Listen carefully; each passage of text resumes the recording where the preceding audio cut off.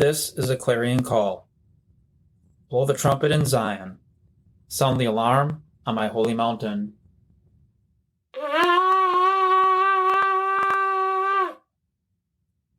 It's time for all people to awaken from their slumber. This is a time to see clearly the signs of the time. Artificial intelligence. In the book of Daniel, chapter 12:4, tells us this about the end times. But as for you, Daniel, keep these words secret and seal up the book until the end of time. Many will roam about, and knowledge will increase. We see today that knowledge is increasing by leaps and bounds. Joel 2:2-9 says this, "For the day of the Lord is coming. Indeed, it is near. A day of darkness and gloom, a day of clouds and thick darkness. As dawn is spread over the mountains, so there is a great and mighty people. There has never been anything like it, nor will there be again after it to the years of many generations. A fire consumes before them, and behind them a flame devours. The land is like the Garden of Eden before them, but a desolate wilderness behind them, and nothing at all escapes them. Their appearance is like the appearance of horses, and like war horses, so they run. With a noise as of chariots, they leap about on the tops of the mountains, like the crackling of a flame of fire consuming the stubble, like a mighty people drawn up for battle. Before them, the people are in anguish. All faces turn pale. They run like warriors. They climb the wall like soldiers, and each of them marches in line, nor do they lose their way. They do not crowd each other. Every warrior of them marches in his path.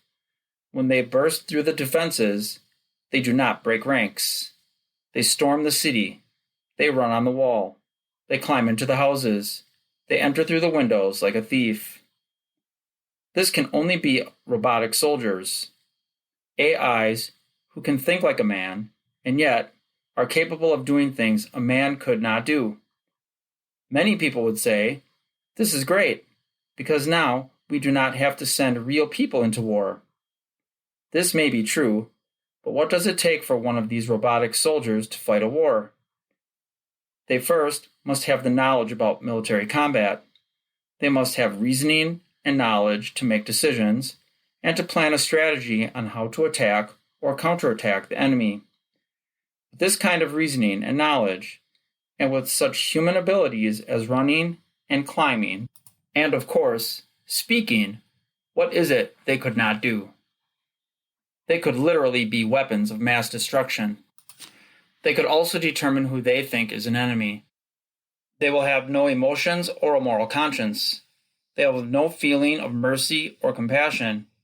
What we think of now as innocent, or even a luxury of having, could actually become a nightmare to the whole human race. They could be more knowledgeable than their creators, and even stronger. We grow tired and hungry, and in need of water. They would not have a need for any of this. AIs today hear everything we say as we have them sitting on our tables, on our phones, and even our appliances are smart, as we say.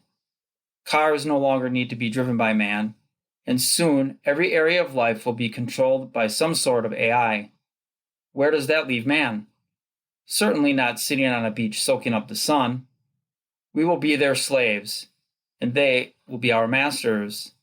If they can do all that we can do, and beyond, because remember, they will not need computers for knowledge, and they will be able to retain knowledge, so they will certainly have the upper hand. We will grow old and have our brain fog and memory loss, and they will be like the youth in the prime of their lives that could virtually go on forever. If Joel saw this at the time of the Lord's return, then we know that we have made, even now, the wrong decision about all of this. We have come too far for those who have already created such things and are using them already as waiters and hotel employees, as they take care of real customers. Their looks are so real that many people do not realize that they are robots. Now we can even grow real skin to cover them in. Today, we must stop and take heed of what is becoming of the human race and the future of this planet. Daniel and Joel both mention the day of the Lord. So if we are already headed there, then we need to hear the words of Romans 13:11-14, which tells us this: Do this, knowing the time, that it is already the hour for you to awaken from sleep. For now salvation is nearer to us than when we first believed. The night is almost gone, and the day is near. Therefore, let's rid ourselves of the deeds of darkness and put on the armor of light. Let's behave properly as in the day, not in carousing and drunkenness, nor in sexual promiscuity and debauchery, not in strife and jealousy, but put on the Lord Messiah Yeshua, and make no provision for the flesh in regard to its lusts. It's time for us to draw closer to the Lord, for his day is truly coming soon.